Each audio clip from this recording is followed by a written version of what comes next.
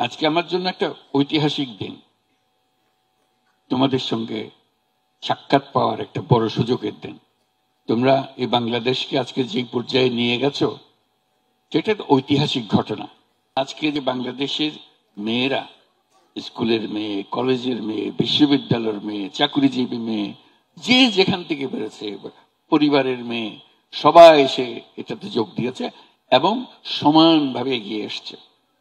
এটা বাংলাদেশকে একেবারে পরিবর্তন করে দিয়েছে। এটা বাংলাদেশ, ওই আগের বাংলাদেশ, 5ই আগস্টের আগের বাংলাদেশ এটা আর নাই। এটা একটা নতুন বাংলাদেশ, যেটা তোমরা বারে বারে বলছো। মানুষ শুনছে কিনা জানি না, কিন্তু এইটাই হলো বাস্তব। এই নতুন বাংলাদেশ আমরা গড়বই, এটা হলো আমাদের শপথ। তোমাদেরকে যে নতুন ভূমিকা তোমরা নিয়েছো, তোমরা যে দেশ বদলাবার যে প্রতিজ্ঞা নিয়েছো, সেটা পূরণ করতে হবে।